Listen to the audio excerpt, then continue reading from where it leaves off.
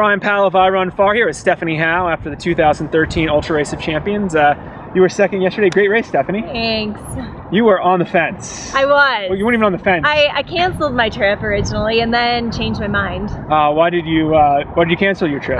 So I hurt my foot on a run the Friday before, I guess a week before the race, and it was just really sore, and I wasn't sure that running 100K would be very good for it. So I went and saw my doctor, and they were kind of like, you might not want to do that. So I canceled my plane ticket, and then it started to feel better. I found out it was just tendonitis, and so I booked a plane ticket like Thursday night and came out here. And when you came out here, you still weren't? I still wasn't sure. I just wanted to wait until like the last minute and just make sure everything was fine, because I've been injured too many times this year, and I just didn't want to do that to myself again. So I just waited until Friday night and decided I was good to go. And you got out there, you felt your foot felt all right? My foot felt pretty good. I couldn't descend like I wanted to because I was babying it a little bit, but climbing felt great, and it's no worse than it was when I started. So. We actually got a report during the race before Frisco that Michelle Yates came over and told one of our reporters that you were injured up on the trail. Yes. What happened? So I didn't lace my shoe all the way up because the tendonitis was on the top part of my foot, and so just keeping that lace a little further down kind of prevented it from like rubbing, and so it was fine for the tendonitis, but my ankle kept rolling, and so I rolled it really bad when I was with Michelle, and I was just crying and walking, and she's like, oh, I'll send someone up, and I kind of walked it off and then kept going, but I kept rolling it. I did like 3 or 4 more times, and then I decided to just relace my shoe, and then I didn't have a problem. So after the initial injury, did you think you might have to drop? Or? You know, I thought about it, but I was so determined to finish this race. I dropped out of 100K at Bandera, and so 100K has kind of been like that nemesis. Like, I just haven't done one. I wanted to do one, so I thought about it, but I really wanted to just like keep going.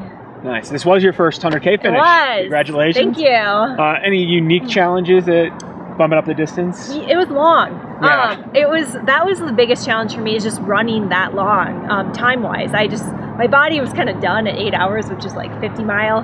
You know, usually you're 8 hours somewhere in that ballpark, and I was just like, oh, I've got like 3 more hours of running. So I guess that was the only thing that was really tough for me. I fueled really well, which was great. Usually I have like kind of stomach issues, but I didn't have anything yesterday. Could the cool weather have helped out? I think that probably helped, and I've been trying some different things, and I think I kind of nailed what works for me. So if you don't mind sharing, what worked for you? Well, it's just a gel flask. I actually got this from Jeff Browning with CarboPro, and then 4 gels and a little water, and you can get like 400 to 500 calories in there, and so I just did that. It's a little easier to get down than gels. And then I switched over to a little solid food later on. About how many calories do you think you're eating an hour? How much gel? About 300 to 400.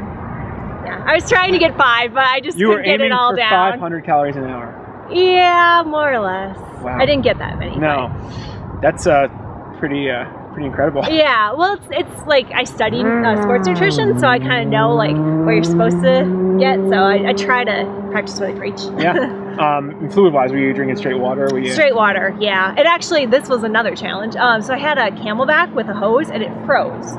And so actually, I have to thank Mike Wardian, because he gave me a bottle, handheld bottle, and let me carry it. And there was another runner out on the course that let me have a swig of water, because it was frozen for 14 miles. So that would have been a long patch to go without any water. Yeah, it's nice to have the camaraderie of sport come through. Yes, I know. It was so great. Just everyone in the ultra world was so nice. And you did have a race out there. Yeah. Tell us a little bit what went down with you and Emily. Well, first of all, I think the preem should have been to the second climb, because that was way harder than the first one. But I mean, I could see her for most of, the first like 10, 15 miles. And then Michelle Yates and I were running together, and we caught her starting that second climb. And I have this grade that I can run really well, and that was that grade. And so I just kind of took off, and I'm not sure how I gapped. I got a pretty good gap there, and I just felt great, like going uphill. So that was pretty cool. And then we hit the top, and it was like a side hill, and it was like the side with my bad foot, and I was just not liking life at that point. So, but yeah, I felt great for that first part, and was ahead of Emily, and she passed me at the bike path on the pavement, which. So you weren't feeling super speedy there? That hurt my foot, so really? I was just not gonna push it there. Yeah. So it's sort of a conscious decision to. Yeah, I mean, conscious back up. decision, and I couldn't really go too much faster, but I just didn't. I wanted to get through the race, so I wasn't going to push it at that point. Yeah. So, So Emily gets the lead on you there. Mhm. Did you were getting updates obviously on the splits? Yeah. Did you think you're going to be able to come back on her? You know, or? I thought maybe I could on the uphill climbs. So I was doing pretty well, but any downhill, I just was kind of babying the foot. I couldn't descend in like how I wanted to because I'd be pretty careful where I was stepping. So at that point, I wanted to finish and I wanted no one to catch me. I didn't think I could actually catch her towards the end. She's strong.